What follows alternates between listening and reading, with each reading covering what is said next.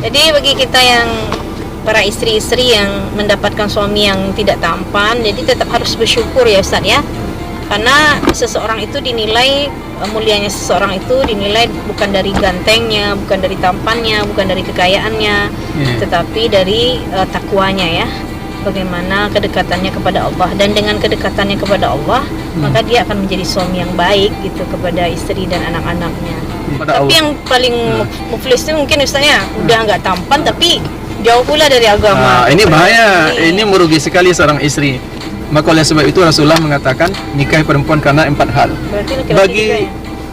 istri juga nikahilah laki-laki itu karena 4 hal. Pertama karena hartanya. Halo teman-teman, Assalamualaikum warahmatullahi wabarakatuh. Bertemu kembali dalam channel Hidup Berbagi.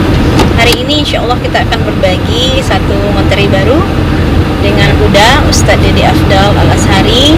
Alhamdulillah, puji syukur kepada Allah, hari ini kita diberi kesempatan untuk bisa kembali membahas sebuah tema yang kali ini berkaitan dengan masih keluarga ya, masih tema keluarga.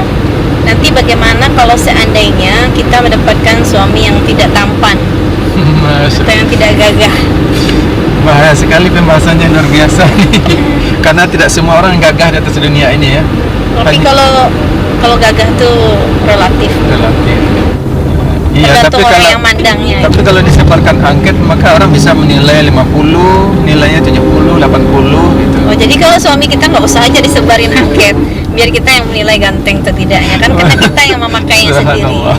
Kalau kita bersyukur insya Allah ganteng aja gitu. Ya. Halo teman-teman, Assalamualaikum warahmatullahi wabarakatuh. Bertemu kembali dengan Uda dan Ustazah Ana. Pada video kali ini kita membahas tentang jika mendapatkan suami yang tidak tampan. Jadi kita nggak pakai bahasa ini jelek karena konotasinya nggak bagus ya, ya Mi? Jadi kita menggunakan bahasa tidak tampan. Nggak ada orang yang jelek. Ya, karena tidak ada. Baik. Karena tidak ada orang jelek. Karena Allah menciptakan manusia, menciptakan kita itu dalam sebaik-baik ciptaan. Oke teman-teman, pemirsa, sahabat Hidup Berbagi. Bagaimana seandainya kita mendapatkan suami yang tidak tampan, atau wajahnya biasa-biasa saja. Mungkin ada juga orang yang membilangnya jelek. Mungkin dia sendiri, karena sekarang ini viral seorang gadis cantik mencari suami yang tidak tampan atau berwajah jelek. Bahkan suaminya sendiri yang menyampaikan, saya sering diteror, dihujat di media katanya, karena saya berwajah buruk, berwajah jelek, kemudian dapat istri yang cantik. Dia sendiri yang bilang, dia mengaku ya, dia sendiri mengaku saya tidak tampan, tidak ganteng. Jadi sekiranya kita mendapatkan suami tidak tampan, maka kita akan jawab, seorang istri itu dia akan beruntung apabila mendapatkan suami yang tidak tampan. Kenapa tuh? Biar nggak ada saingan gitu. Kenapa tuh? Biar nggak ada saingan gitu. Bila seorang istri mendapatkan suami yang tidak tampan, itu justru keberuntungan bagi seorang istri. Iya, yang tidak ganteng atau berwajah jelek, maka itu merupakan sebuah keberuntungan bagi istri. Kenapa? Karena di saat suaminya pergi dinas, kerja, keluar rumah, jadi istrinya nggak was-was. Maka istrinya tidak perlu khawatir, tidak perlu was-was. Ya. Mungkin untuk apa dia was-was? Ya, jangankan mama-mama muda,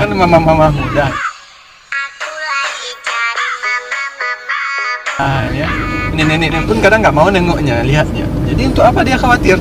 Jadi istrinya sudah tenang, nggak perlu khawatir lagi dengan suaminya macam-macam di luar, digangguin sama mama-mama muda. Justru suaminya ini yang harus khawatir kalau punya istri cantik ya. Nah, beda dengan seorang istri mempunyai suami yang ganteng, yang berwajah tampan.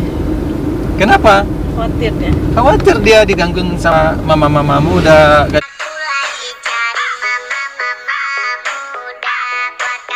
Gadis-gadis cantik, baru saja suaminya keluar, dia hatinya sudah gelisah. Ini mungkin setiap saat di telepon, di SMS, di WA, ini abang lagi di mana? abang lagi kerja apa. Ya, alhamdulillah dia Ya. ada dapat di gantengnya. Kemudian dari sisi kedua, bahwasanya mulia seseorang itu tidaklah dilihat dari gantengnya, tidaklah dilihat dari fisiknya, akan tetapi mulia seseorang itu dilihat dari ketakwaannya. Jadi yang menentukan mulia, beruntungnya seorang istri itu ketika dia mendapatkan suaminya yang bertakwa. Mungkin suaminya tidak ganteng, tidak tampan, tetapi sangat bertakwa, sangat takut kepada Allah. Maka ini seorang istri yang beruntung. Ya, sebagaimana dijelaskan di dalam surah Al-Hujurat ayat 13, ya ayuhan nas inna khalaqnakum min dzakari wa untha wa ja'alnakum syu'uban wa qabail lita'arafu inna akramakum indallahi atqakum.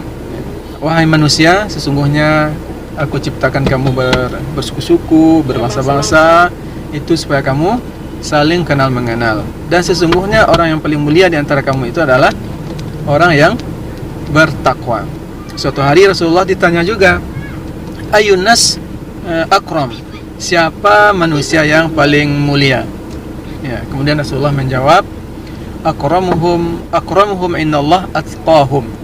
Yang paling mulia di antara mereka itu adalah orang-orang yang bertakwa, yang paling bertakwa, yang ditinggikan oleh Allah, yang diangkat oleh Allah derajatnya itu adalah orang yang bertakwa kepada Allah. Tapi bukannya udah dibilang pula dalam Al-Quran, Ustaz, laqad khalaqnal insana fi ahsani taqwim.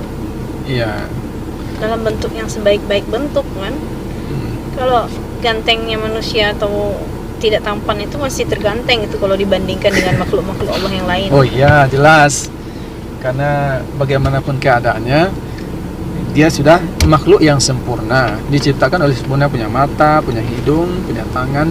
Tetapi ketika wajahnya itu tidak bisa diandalkan, nah, kadang orang malu membawa istrinya ke undangan, membawa suami saya biasa-biasa saja. Ini nggak boleh.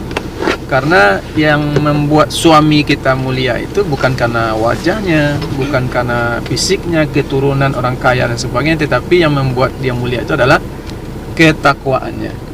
Jadi gitu Ustazah. Jadi bagi kita yang para istri-istri yang mendapatkan suami yang tidak tampan, jadi tetap harus bersyukur ya Ustaz ya.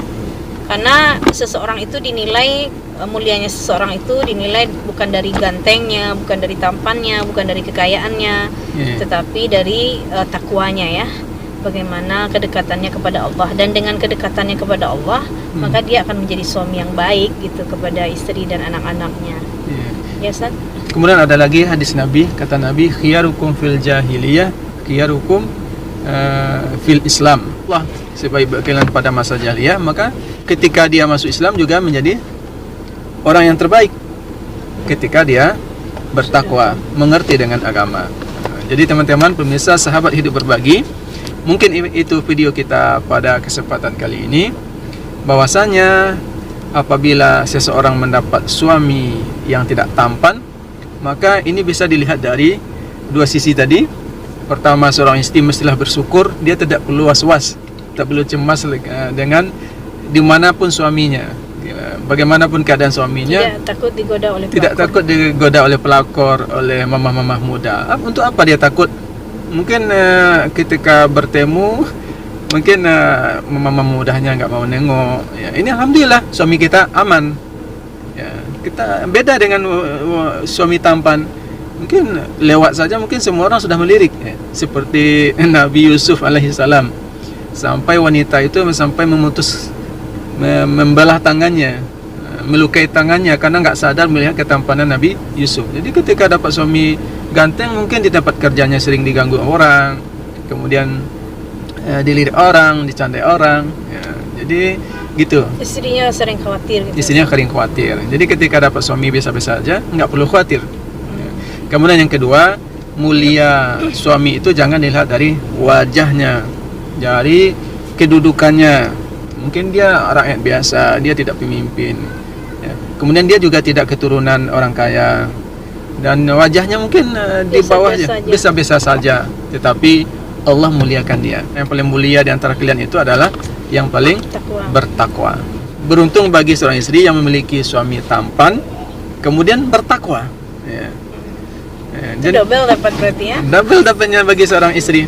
Sudah dapat suami tampan, kemudian bertakwa. Oh, itu paket komplit berarti Ustaz. Masya Allah. Ini beruntung, bersyukur.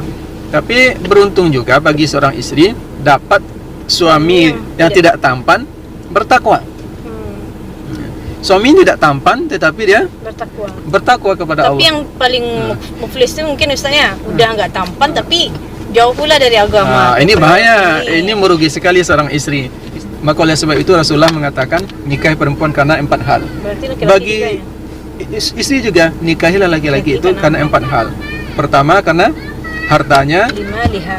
Kemudian li jamaliha karena wajahnya, linasabiha keturunannya, kemudian lidiniha karena agama. Jadi 4 ini diutamakan yang agamanya. Maka kamu akan beruntung kata Rasulullah.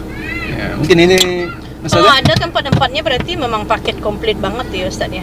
Kalau dapat keempat-empatnya. Iya. Jarang ada yang sembarang itu ya. Mungkin ada satu-satu mungkin yang. Mungkin sampai di sini teman-teman hidup berbagi, mudah-mudahan bisa memberi manfaat. Billahi taufiq wal hidayah. Mohon maaf atas kesalahan. Mungkin kurang satu.